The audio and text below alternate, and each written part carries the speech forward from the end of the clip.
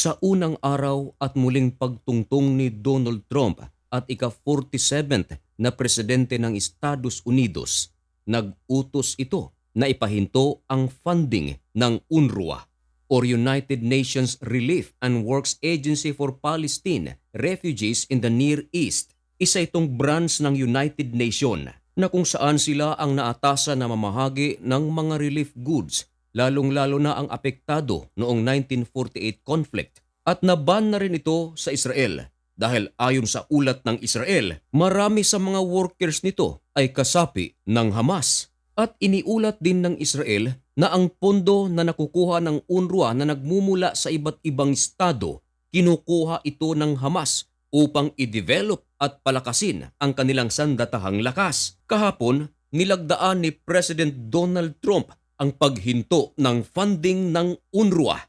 Yan ang ating pag-uusapan sa videong ito.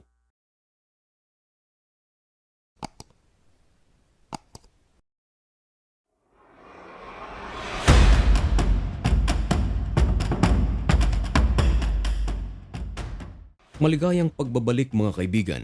Ngayon ay January 22, 2025.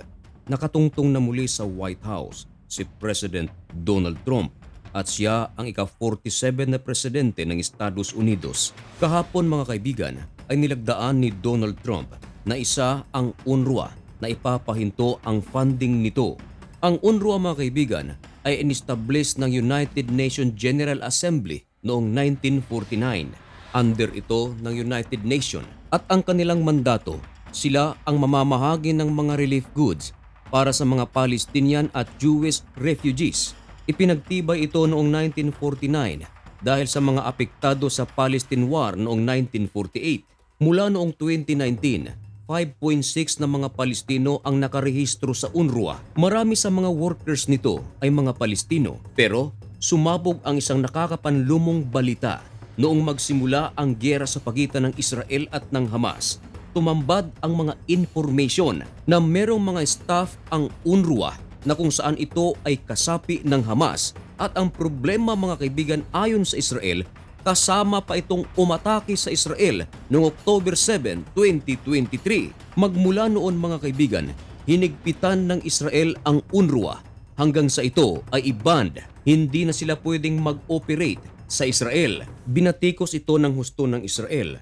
Ayon sa Israel, ang UNRWA ay tumatanggap ng malaking pera na nagmumula sa iba't ibang bansa, gaya ng United States of America, Japan, United Kingdom at marami pang iba.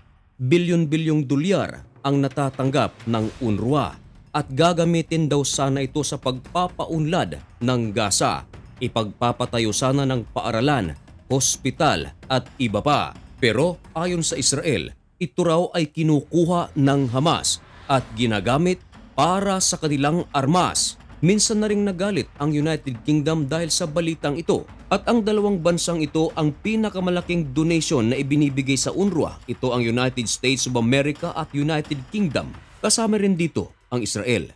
Pero ang nakakapanlumo mga kaibigan, ang pera na natatanggap ng Hamas na nagmumula sa United States of America, UK at Israel, ginagamit ngayon ito ng Hamas upang labanan ang Israel, United States of America na mga donors. Nitong nagdaang taon, 2024, nagalit ang UNRWA at sa pamamagitan ng kanilang website, naglabas ito ng balita. Ayon sa kanila, more people will die. Malaking epekto raw para sa mga Palestino ang pagban ng Israel sa UNRWA dahil mawawalan sila ng kakayahan na maghatid ng mga relief good sabagat merong mga daanan papuntang Gaza, kontrolado ito ng Israel. Ibig sabihin, kung hindi sila pahihintulutan ng Israel na pumasok ay hindi sila makakapasok.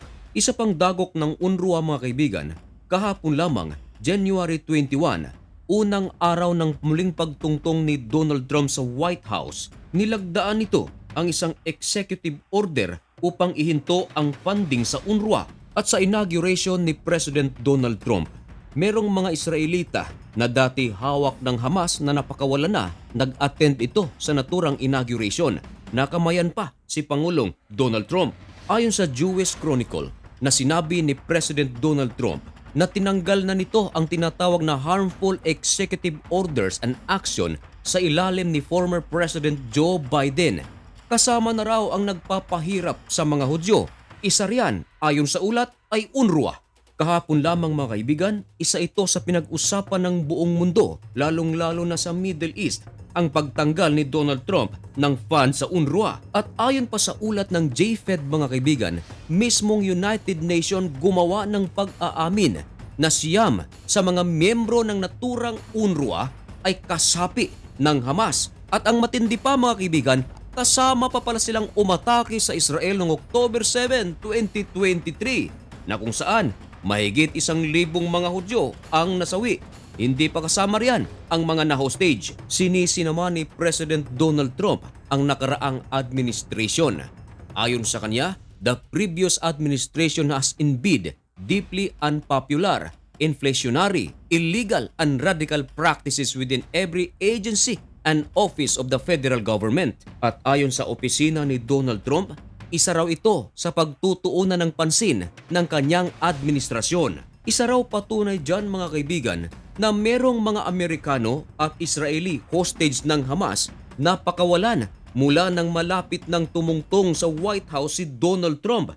Hindi raw ito nangyari sa panahon ni Joe Biden. Kaya kung naalala nyo ang mga nakaraang balita mga kaibigan, si President Donald Trump at si Joe Biden ay tila nag-aagawan ng credit kung sino ang dahilan kung bakit magkakaroon ng ceasefire at magpapakawala ng mga hostages ang magkabilang panig, Hamas at Israel. Bago pa man nakakatungtong sa White House si President Donald Trump, meron itong matinding banta sa Hamas. Ayon sa kanya, kung wala raw mangyayaring hostage releasing, all hell break loose. Ito ang kanyang sinabi. Ilang araw ang nakalipas, hindi pa nakakatungtong si Donald Trump sa White House, nagkasundo ang Israel at Hamas na magkakaroon ng ceasefire at magsasagawa ng palitan ng mga bihag. May mga Amerikano na lumaya, meron ding mga Israelita, pero sa ngayon, tatatlo pa lamang ang nakalabas. Samantalang ang Israel nagpakawala ng 90 na mga Palestinian prisoners. At samantala, isang video naman ang inilabas ng Prime Minister ng Israel na si Benjamin Netanyahu at pinuri nito si President Donald Trump at nag-congratulate ito. Ayon kay President Donald Trump, marami pa ang dapat isaayos sa Amerika, lalong-lalo na ang seguridad ng bansa. Kung kayo ang tatanungin mga kaibigan, ano ang inyong masasabi tungkol sa desisyon ni Donald Trump na ihinto ang funding ng UNRWA? Mabuti kaya ito o hindi? Ipaalam ang inyong mga komento dyan sa comment section. At antabayanan lamang mga kaibigan ang mga latest update sa pagitan ng Israel at ng Hamas at iba pang lugar sa buong mundo. Dito lang sa Usapang Banal. Kaya para maging updated ka, baka naman pwedeng makahingi ng kaunting pabor, isubscribe mo na rin ang channel na ito. Hanggang dito na lamang muna ang video ito. May God bless you and thank you so much for watching. Goodbye.